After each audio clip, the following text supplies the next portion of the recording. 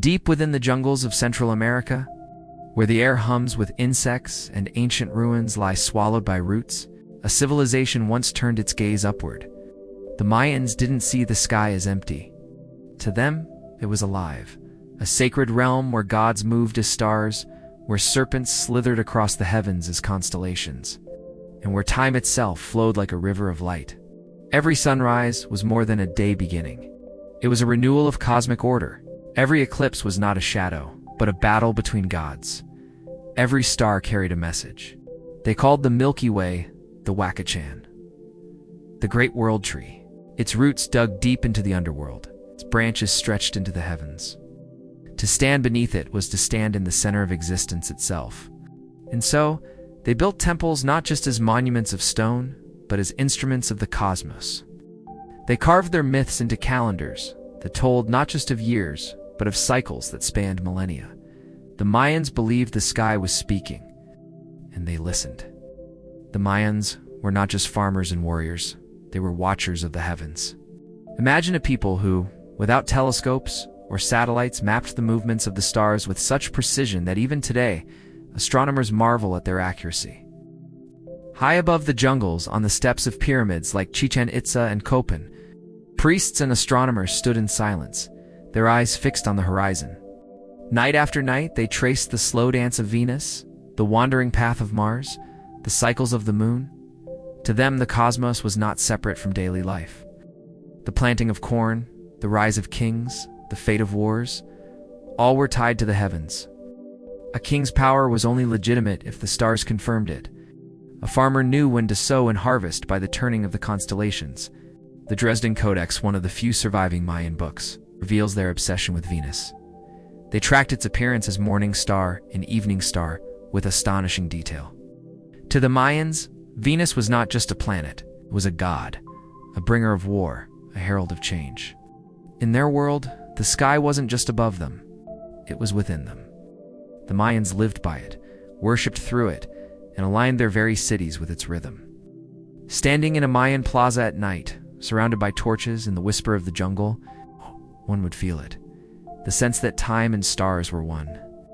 That human life was a reflection of something far greater, shimmering in the infinite dark. The Mayans did not see time as we do, a straight line from past to future. For them, time was a circle, an endless rhythm, repeating like the seasons, like the stars. Their greatest achievement was the long count calendar, a system so complex and so precise, it could measure time across thousands of years. The calendar didn't just tell them the date, it told them the meaning of the day. Each day carried its own energy, its own destiny. Birthdays, coronations, even battles were chosen not by chance, but by the cosmic rhythm encoded in the calendar. The Mayans also tracked what we call the calendar round, a 52-year cycle where the sacred 260-day calendar and the solar 365-day calendar intertwined. For them, this cycle was not just numbers. It was the heartbeat of the universe. And then came the mystery of 2012, the end of a major cycle in the long count. December 21st, 2012, which the world misinterpreted as a prediction of apocalypse. But for the Mayans, it wasn't the end of the world. It was the end of one era and the birth of another. In their eyes, time was eternal. Civilizations might fall, forests might reclaim cities, but the great cosmic clock would keep on turning. The Mayan calendar was not a tool of fear, it was a map of destiny, a way of aligning human life with the endless dance of the cosmos. For the Mayans, the sky was not just stars and planets, it was alive. A realm of gods who shaped creation, guided fate, and demanded respect. At the center was Itzamna, the Sky Father, Lord of wisdom, writing, and time. He was the giver of knowledge, the bridge between humans and the cosmos. Then came Kukulkan, the feathered serpent, both divine and earthly. He was movement, wind, the power that connected heaven and earth. His image still coils along the steps of Chichen Itza's pyramid, where on the equinox, light itself makes the serpent descend. Chaac, the rain god, ruled the storms. His lightning was not destruction, but a gift, the spark of life, ensuring crops, survival, and balance. The heavens were also alive with moon goddesses, solar lords, and the hero twins from the Popol Vuh, who defeated the lords of the underworld and became celestial bodies in the sky.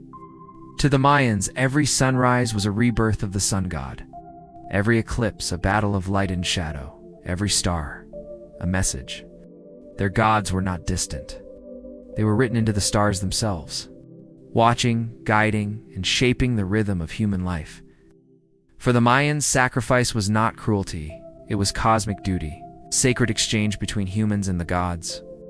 They believed that blood was life itself, the essence that kept the universe turning. To spill it was to open a portal, a bridge to the heavens. Priests and kings often pierced their own tongues or skin, offering drops of blood to the gods. In grand ceremonies, captives were sacrificed during solar and lunar events, their lives tied to the movements of the skies. The Great Pyramids became stages for these rituals. When the sun or moon aligned, when Venus blazed in the night sky, the Mayans gathered, certain that the gods were watching. To them, these sacrifices kept the cosmos in balance. The sun would rise, the rains would fall, and the stars would continue their eternal dance.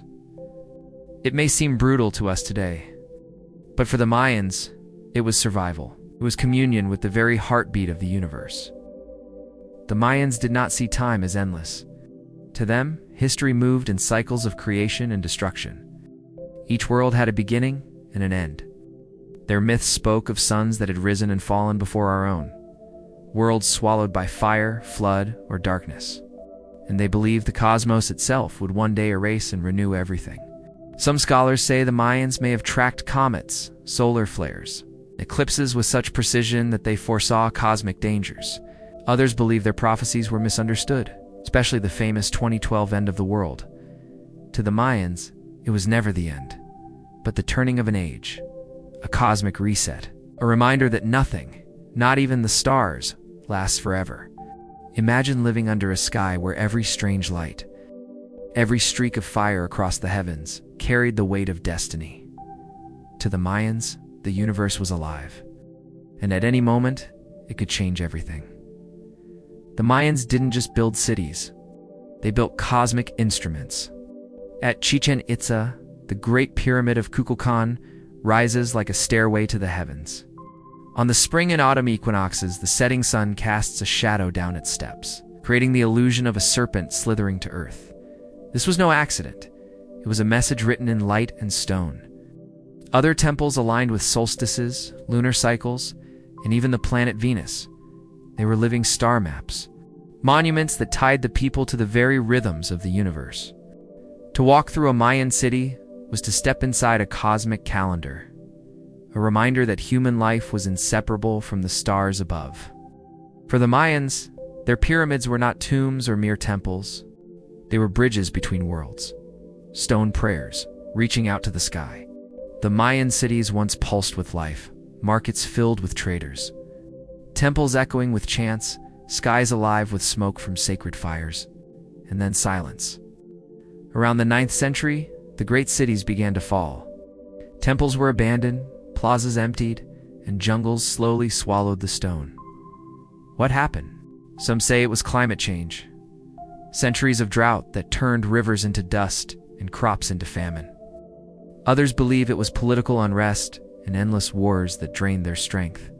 And yet woven through their myths is another answer: the heavens themselves. The Mayans believed that cosmic cycles ruled all things. To them, droughts and disasters weren't just natural events. They were signs that the gods had turned away. Perhaps, in their eyes, the stars themselves had abandoned them. The fall of the Mayans wasn't just the collapse of a civilization. It was the breaking of a sacred bond between humankind and the cosmos. The Mayan temples may lie in ruins, but their wisdom never truly vanished. Even today, modern astronomers marvel at the accuracy of their star charts.